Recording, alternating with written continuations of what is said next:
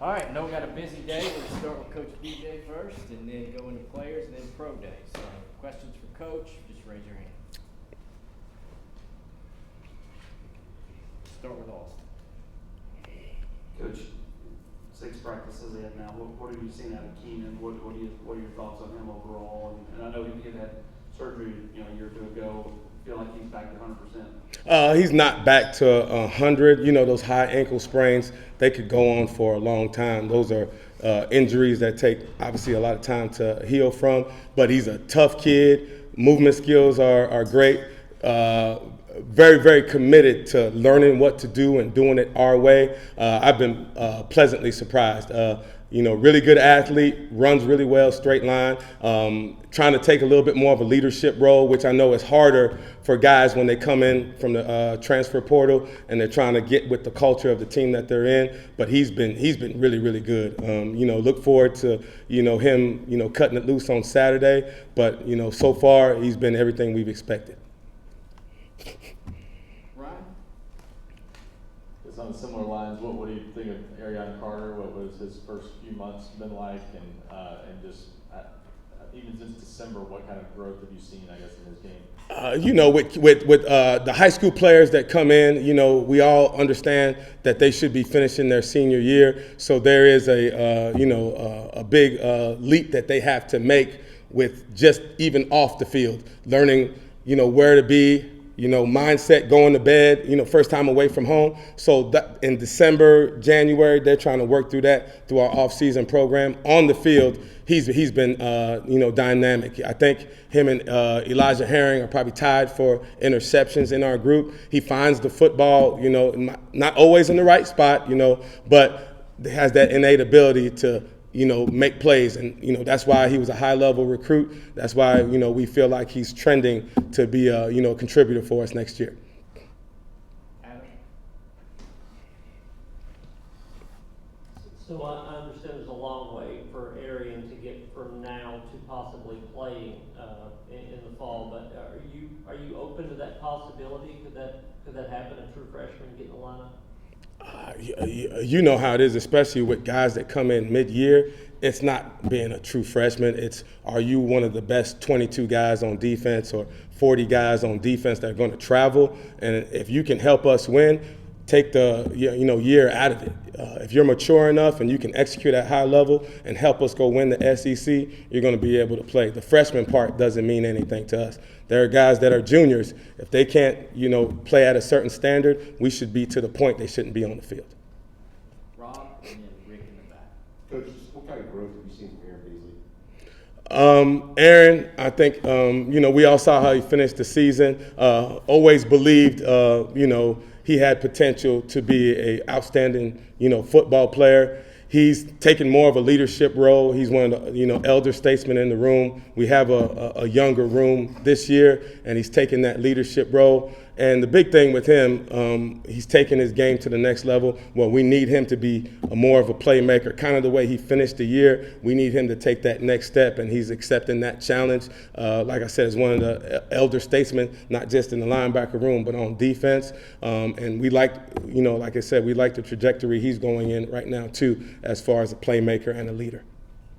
Coach, in your opinion, what is the leap that this linebacker unit needs to make from last season going into next season? There's always things that you can get better at. I felt like, run game wise, I felt like we did a better job of being plug and play guys, and we were able to be a little bit more efficient versus the run because we tackled better, one.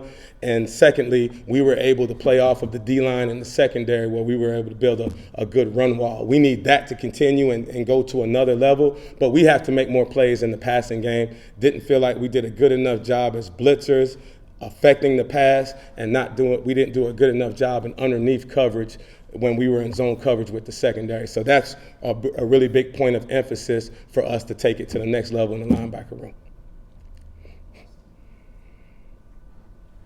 Entering year 3, is this linebacker room more like you would kind of had it envisioned as far as depth, and do you envision playing a lot more bodies this fall compared to the first 2 years? I would say so. We have some more able bodies this year, especially coming into the spring. If you were talking about an ideal room linebacker wise, you would love to have 7 guys in that room touch the field, whether it be through special teams or on defense, 7 to 8 if you're where you need to be, because you got some young guys that are going to be on special teams and maybe backups, and then we always play 4 guys in our room defensively.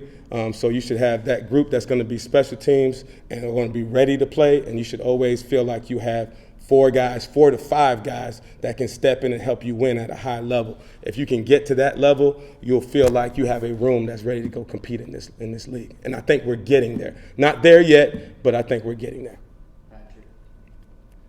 Coach, you mentioned Elijah earlier as one of the guys that's leading the interceptions. How different is he coming in a year ago when he was a freshman to now when he's got a year under his system, year under his belt, he played the system, played on special teams? What's different about him now? He's making a big jump. Elijah was a kid in high school that played closer to the line of scrimmage, or is more of an outside linebacker. So he had to come in and learn how to play a linebacker as far as a stack linebacker, learn the nuances. Always a high energy, high effort guy. He's gonna run through a wall for you, but he had to learn how to play the intricacies of being actual inside linebacker. And you've seen the growth there as far as reading and reacting. Still has a chance to be a high-level blitzer for us. He was very good in that high school, and that's carried over. But he's gotten so much better. One of the guys that has gotten better with the underneath coverage, and has gotten so much better as far as reading keys and plugging holes as far as in the run game. We're very, very thrilled with the leap that he's made from this past year to this year.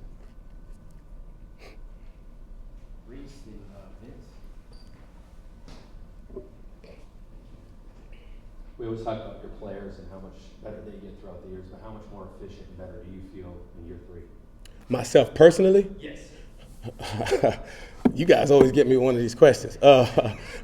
Health-wise, I'm good. That's what you mean. Nah, I'm joking. I feel like, obviously, starting with Coach Heupel, and then obviously with the defensive staff, with the guys, everyone pretty much coming back. We lost some administrative guys and some assistants, but the full-time coaches coming back, I feel like we're all on the same page, and I think that's starting to reflect with our players. We got guys that have been here at the beginning, their 3rd year with us, so there's a comfort level there.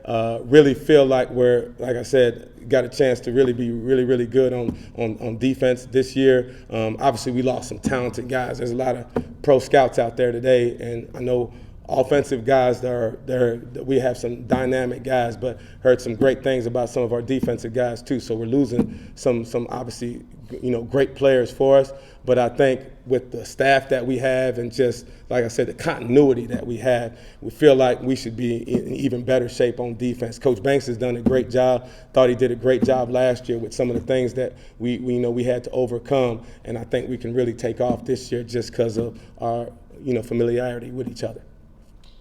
Coach, I'll ask you about a couple of guys. Caleb Perry, what specifically have you seen from him taking the next step? Caleb is another guy, first year guy, almost like Caleb. We were in position where we had to take more athletic kids, maybe not the true stack linebacker. Caleb was a kid that played like 6-7 positions in high school, so he had to come in and learn how to play inside linebacker. Elijah Herring played closer to the line of scrimmage, so understood the physicality part a little bit better. Caleb played in the secondary and played on offense, so the physicality part was something he had to grow into. Tall, athletic kid, still learning how to play linebacker, but is getting better. Like we said, the room in itself is getting better. Obviously, we want to set a standard. He's not there yet. I'm not sure anybody is, but you can see the growth in him where you feel like he's going to take a leap this year. And you mentioned Carter as a freshman, but what about Smith and T-Lander? What do you see? They've been great. Arion, obviously, in-state kid. Came in with a lot of hype. I think he's living up to it. But Jalen and Jeremiah were 2 kids that committed to us early, and you can see the flashes of really good play from them also. Those were 2 guys that actually played stack linebacker and played it at a very, very high level. And now it's just getting used to the speed of the game, the physicality of the game, and with us, the tempo of the way we practice. But once those kids get settled in and can play, get their feet in the ground, and go find the football, you can see the high level, playmaking skills and the ability to play linebacker in this league. Leadership was obviously a selling point of Keenan Peely.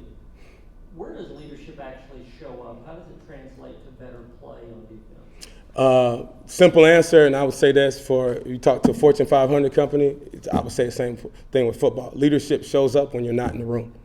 When the superior is not in the room, the coach is not in the room, the coach is not around, that's when your guys that you're counting on in leadership, are they holding their teammates to a certain standard? All right, it's one thing to do it when we're all around, when we're out in the field. When we're in the film room, who's the leader? When we're not, in Smokies, when we're not out on the field, that's where the leadership shows up. And, we always say leadership isn't always just speaking, it's obviously actions too. You always want your best players to be your leaders. Sometimes that's not always the case. In football, there is a certain respect factor. There's a certain factor that's going to make you follow people. So with Keenan, obviously he comes in, was a high-level player at BYU. He's come in here. He's shown traits of being a high-level player in this league. He's gaining the respect in not just our room on this team. So you can see that starting to form. But like we said, the leadership takes place when the coaches aren't around. Coach Heupel isn't around. Leadership is a culture thing to me. And if everybody's still rowing the boat in the same direction, those leaders are going to emerge, and they're going to be leaders for 24/7, not just out on the field. Last question, Reese. With that being said, who do you feel is taking on that leadership role the most in your group? I would say Aaron Beasley to start with. Aaron's a soft-spoken young man. Sometimes it's not comfortable being a leader, but it's what's necessary. It's almost like you got 5 or 6 brothers. Once that one brother graduates from high school and he leaves the house, the next oldest brother, he's the guy that the younger brothers are going to look toward. That's kind of the situation we have. And the standards that we talk about, it's easy to be a leader when the whole team has a standard and a culture. And I feel like we're getting to that point where the leaders are emerging, but it's not just because they're older, it's because there's a standard that they're living by and the younger guys have to follow, and we're getting to that point. But to answer your question, in our room, I like the direction we're going with Aaron Beasley, Keenan Peely. Can't leave Pat Garland out of it too. He's got some leadership qualities. But I tell those guys all the time, when you're out on the field, there's a leadership quality of just being a linebacker where these guys got to grow into. If the second or third group are, they're the ones that are out there, that linebacker unit that's out there, they have to take the leadership. They have to take the ownership for this thing to work. So there has to be some qualities in that for everybody in the room. Thank you, Coach.